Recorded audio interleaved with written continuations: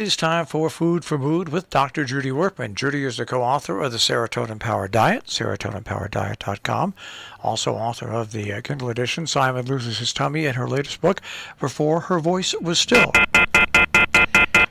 And I thought that happened. I wasn't too sure, but I thought that happened. We'll try this again.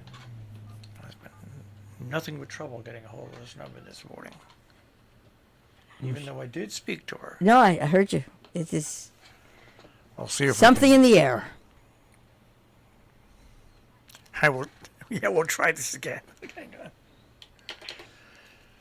Judy said, "Hi, I lost you." There's no doubt about it. Something weird with the phone today. Anyway, here is Judy Wurtman. Good morning, Judy. Yes, it's weird all over. Yeah, absolutely, and it's almost a continuation of last week. Speaking, it's raining here, but certainly the phone line should not be vulnerable to the weather. I don't know. It's a Dixie cup, right? Maybe. All right. So, anyway, Jill, I really had a very odd experience. I wrote to you as if I was writing about somebody else, but it's really writing about myself. A friend of mine and I went to one of these flea markets / antique markets a couple of weeks ago, and we were looking at some china, and I recognized a pattern that my mother had. Now it's being sold, quote, as an antique. And we picked up the plate, and it was one of these plates with a very wide rim to it, and then beyond the rim, toward the middle, was sort of a depressed area where presumably you put the food, because you couldn't put the food all over the plate because, again, the rim was slightly elevated than this depressed area. And we looked at it, and we said to each other, "Wow, that's a tiny little place to put the food." And my friend said, "Gee, it must be about 10 inches across." And the person who was at the booth, the antique dealer, said, no, it's only 9 inches. And then he went on to tell us that was a typical size of a plate on which you would put the food, never mind the rim, about 50, 60 years ago. That our dinner services, our plates, were considerably smaller than they are today. And I went to look this up, and I realized that he was absolutely right. We don't even perceive this, but if you looked at the size of a typical dinner plate that you might have either at home or in a restaurant, as opposed to 9 inches, 60 years ago, it's maybe as big as 12 inches, and certainly 11. And what this means is that the size of the plates has very nicely kept pace with the size of the portion sizes that we are being served, both in restaurants and at home. And, of course, we all know that portion sizes have increased significantly, which is one of the major causes, of course, of our persistent weight gain. But somehow I never realized that the size of the plates was connected. And when you think about it, it really makes a great deal of sense. Because if you have a small portion size and you put it on a big plate, it looks like it's seeking other food. But if you take the portion sizes that we should be eating, the kind that a dietitian might tell you to eat, with her rubberized models of a piece of hamburger or a mass of rice or some peas or string beans or something, they are tiny. We're supposed to have a piece of meat that's the size of a deck of playing cards. And we're supposed to have 1/2 cup of rice or peas or string beans or carrots or what have you. And that's it. If you put that on today's serving plate, dinner plate, you're going to see a tiny bit of the plate covered by the food, and the rest is going to be empty spaces. And so you will look at it and say, wait a minute, where's the food? And so I don't know which came first, the plate or the size of the food, but one of the things that I think people aren't realizing, except diet programs which tell you always to try to put your food on a small plate, is that it really does have an effect on what we consider the appropriate amount of food to eat. And if a restaurant or even somebody at home wants to try to get people to eat less, they really have to. They have to go out and buy smaller plates. Well, Like I salad don't know plates. if you remember, but some decades ago, and it was an actual cuisine, and I can't remember. It might have been the beginning of Nouvelle Cuisine, and there were these massive plates with these minuscule portions. Yes, that's right. And I think that if when we're continuing to following your thread here, I think that you could go back to that because there was some issue. Certain people were not thrilled to be paying, relatively speaking, a gazillion dollars for 2 grains of rice and one chicken finger. That's right. and so as an offshoot, it became more all you can eat and fill the plate. And so, but they kept with the big plates, and there is no disputing that the amount of food that people have, the amount of fill it in that people have been encouraged over the last many decades to blank ingest or it's staggering. I mean, it's exponential. Yeah. I mean, even appetizer-sized portions that were perfectly appropriate as a small main course, if you really wanted to have a moderate amount of food, are now getting so large that you look at it and say, wait a minute, how could somebody possibly eat that as an appetizer and then have an entree? Right.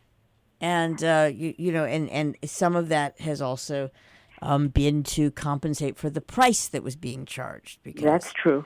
And but no, and then it becomes up to people and most people don't go, wow, this is like way too much to eat. They just that's why there's also a phenomenal amount of waste.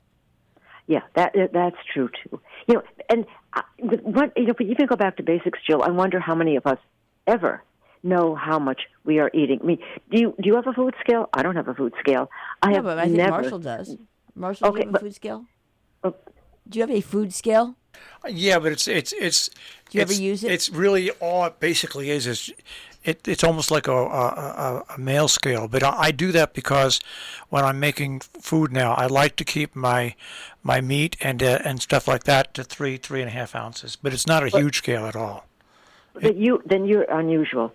Because most people, when they're told to follow a particular diet and they're given exact portion sizes, well, a little bit of fudging, but a pretty exact.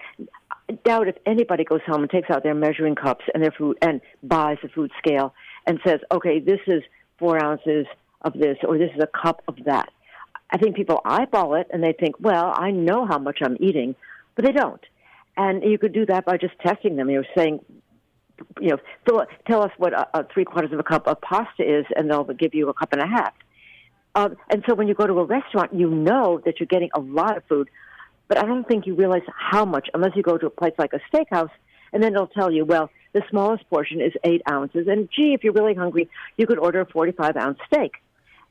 That, is really probably too much to eat.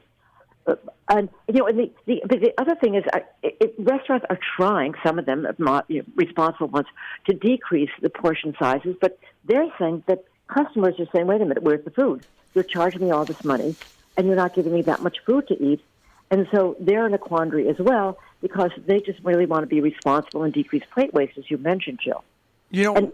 I have to break in here for a second, Judy, because yesterday I did show you the importance of the scale. I had some leftover macaroni and I had some ground beef that I had, all right, and I've got a little bit of mozzarella cheese. I portioned out each, and I measured it all out, and I made like a macaroni lasagna for dinner. And it came to about, it would be somewhere around 1,000 calories. Now, all I had to that point to eat during the day was 500 calories.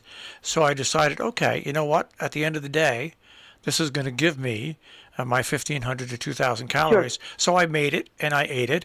And you know what?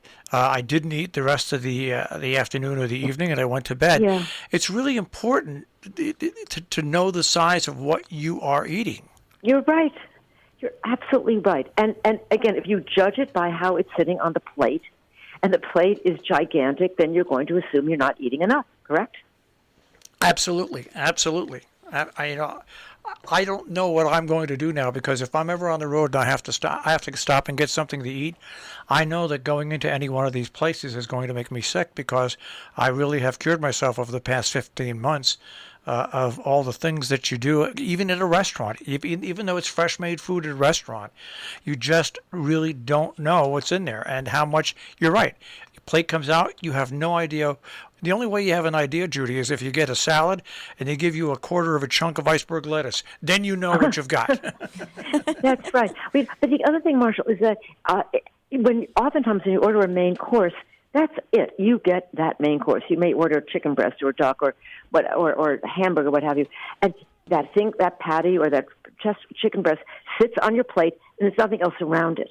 And if in the old days, really old days, you used to get a couple of veg, and a starch, and they would fill up those foods would fill up the plate too. Right. And if you got the vegetables, it certainly was low calories, and so you thought you were getting a meal.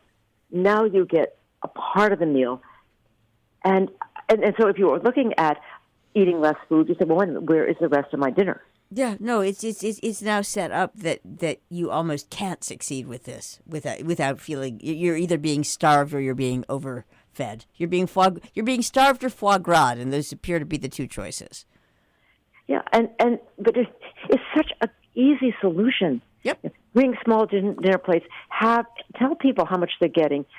And here people are tying themselves up in contortions, trying to figure out why people are getting fat. Oh, it's their genes. Maybe we can tweak the genes, or it's this or that. It's so simple. Yeah, we're just eating too much. Yeah, it really would make all the difference in the world. All right, to be continued. It is always a pleasure. Thank you very much, Dr. Judy Wurtman, Food for Mood. And you can hear Judy, of course, on Thursday mornings right here on Robin Hood Radio. Also on demand, Food for Mood with Dr. Judy Wurtman, and also rebroadcast during the weekend.